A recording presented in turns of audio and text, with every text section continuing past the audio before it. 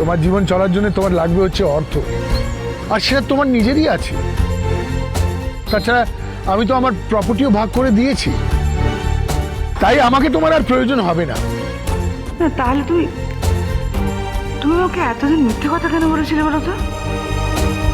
এই কিছুদিন আগেও এমন একটা ভাব করতে যেন আমি হাঁটলে তোমার পায়ে পাতা করে। দরকার ছিল এত মিথ্যাচারের? কোনো দরকার ছিল? আমি যেটাই করেছি সেটা অন্তর থেকে করেছিলাম। তুমি তো জানো আমি অভিনয় করতে পারি না। যদি পারতাম তাহলে রাধারানীর জীবন এতটা দুঃখের হতো না। আমি অভিনয় করে রাধারানীর সাথে ঠিক চালিয়ে নিতে পারি, কিন্তু আমি তা পারিনি শ্রেষ্ঠা, আর এটা তুমি ভালো করে জানো।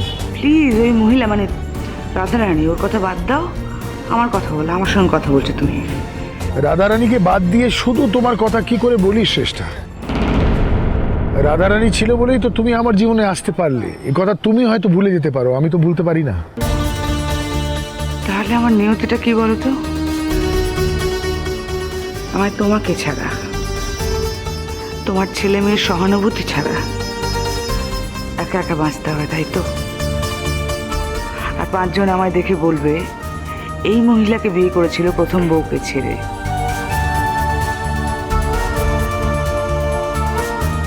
এখন একে ডিভোর্স করে প্রথম বউয়ের কাছে ফিরে গেছে। ডিভোর্সটা তাহলে দিচ্ছ শ্রেষ্ঠা? না দীপজিৎ, ডিভোর্স আমি তোমাকে দেব না। মেয়েদের এত সস্তা ভাবতে কিছুতেই দেব না তোমাকে।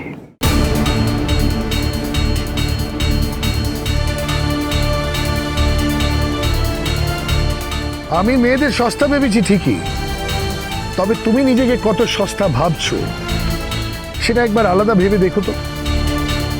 শোনো শ্রেষ্ঠা, আমার কাছে আর কোনো অপশন নেই। আমি রাধারানী ছাড়া সংসার করার কথা আর ভাবতে পারছি না। আর তুমি রাধারানীকে নিয়ে সংসার করতে পারবে না। আর শুধু যে আমি রাধারানীর সাথে সংসার করব সেটা তুমি মেনে উঠতে পারবে না। তাই আমার কাছে একমাত্র উপায় হলো নিজেকে সরিয়ে নেওয়া, আর তাই আমি সেটাই করেছি। সেই পথটাই বাছাই করে নিয়েছি। এবার এটা নিয়ে তো তুমি আর কিছু বলতে পারবে না। তুমি থাকো না শান্তিতে। কত লোকেরই তো স্বামী মারা যায়, ধরে নাও আমিও মারা গেছি। তুমি তুমি ফিরবে না তাহলে, তাই তো?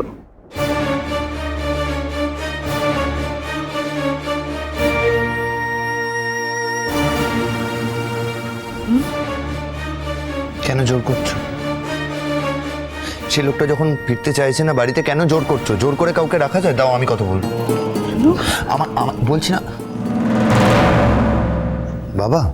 পুপুল, পুপুল কেমন আছিস বাবা? তুমি তুমি আমাকে জিজ্ঞেস করছো আমি কেমন আছি? বাবা একটু সত্যি কথা বলো তো, আমি কি তোমার প্রায়োরিটি লিস্টে আছি? আমি একটা প্রশ্ন করতে চাই। তুমি যাওয়ার আগে উইল বানিয়ে একটা কপি কঙ্কাবতীকে দিয়ে গেছে। সে কপিতে লেখা আছে যে আমি যদি কঙ্কাবতীকে ভালো রাখতে পারি, যদি ওকে সন্তুষ্ট করতে পারি, তাহলে তাহলে তোমার সম্পত্তির অধিকারী হব, নচেত সম্পত্তি কঙ্কাবতীরই থাকবে।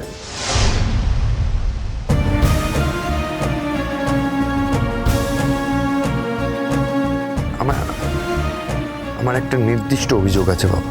তুমি আমায় একটা সত্যি কথা বলো তো, তোমার কি মনে হয়েছে যে আমি এতটা লোভী যে শুধুমাত্র টাকার লোভে আমি কঙ্কাবতীকে ভালো লাগবো? দেখো পুপুল, তোমাকে মিথ্যে কথা আমি বলবো না। তোমাদের সম্পর্ককে নিয়ে আমার মনে একটা সংশয় ছিল, আর মা লক্ষ্মীর সাথে কথা বলেও বারবার আমি এই আভাসটা পেয়েছি। আমার জীবন নিয়ে তো অনেক খেলা হলো, অনেক টানাপোড়েন। আমি চাই না বাবা তোর জীবনে তাই হোক। আমি জানি রে পুপুল, আমার সম্পত্তির প্রতি তোর কোনো টান নেই। আর আমি এটাও জানি যে মা লক্ষ্মীকে দেওয়া আর তোকে দেওয়া একই কথা। পুপুল, আমি বিশ্বাস করি, সত্যি বলছি, বিশ্বাস করি যে তুই কাকুনকে ভালোবাসিস, আমার মা লক্ষ্মীকে খুব ভালোবাসিস। তাই তোর ভালোবাসার নামে যদি আমি আমার প্রফিটিটা করে যাই, তো তাতে কোনো প্রবলেম হওয়ার কথাই না। আমি বুঝতে পারছি আমার উপরে তোর একটা অভিমান হয়েছে।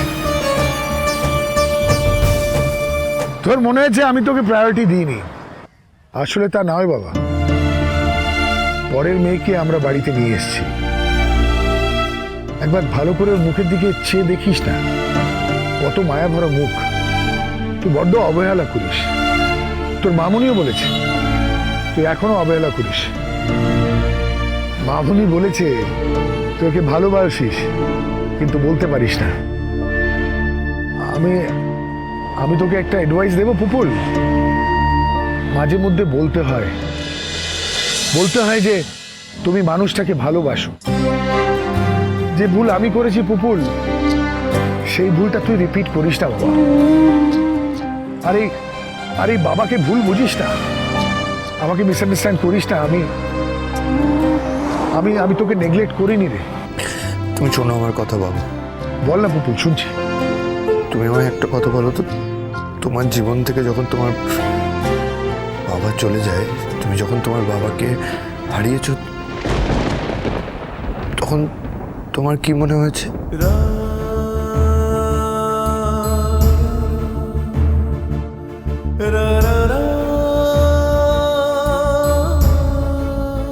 তোমার খুব একা মনে হয়নি নিজেকে? মনে হয়নি মাথার উপর কোনো ছাতা নেই? আমার কিন্তু তাই মনে হচ্ছে আমার মাথার উপর কোনো ছাতা নেই।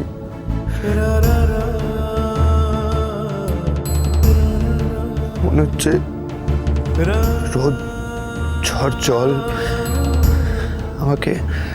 আমাকে খোলা আকাশের নিচে দাঁড়িয়ে কাটাতে হবে। তুমি বলো, আমার কি একটা ছাতার দরকার নেই? ফোনটা রাখ বাবা, ফোনটা রাখ। ফোনে কথা বলার ইচ্ছে করলে ফোন করিস, পরে কথা বলবো রে। রাখছি পুপুল।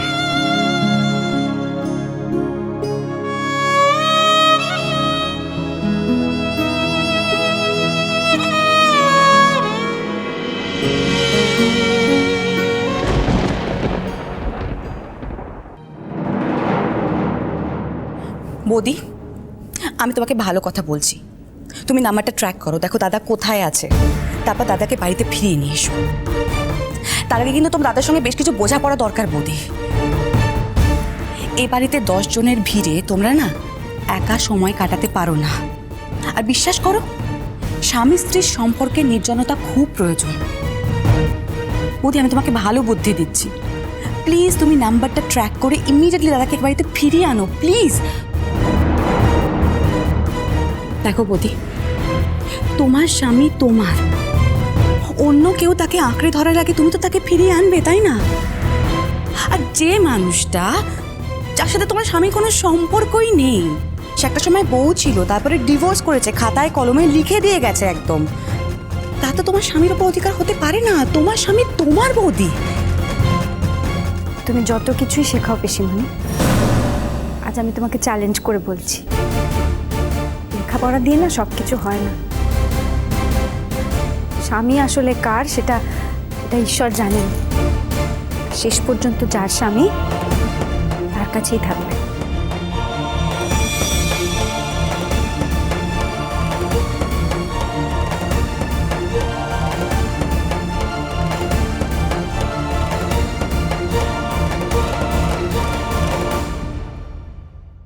আমি খুব ভালো করে জানি তুমি কার জন্য সিঁদুর পরো। এটা তো না জানার কিছু নেই, এর মধ্যে তো কোনো গোপন ব্যাপার নেই। আলবাত আছে।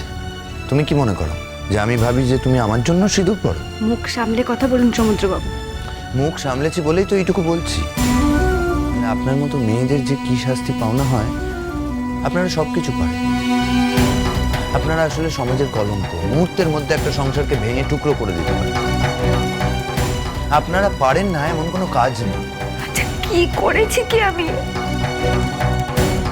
দেখুন, কি এটা?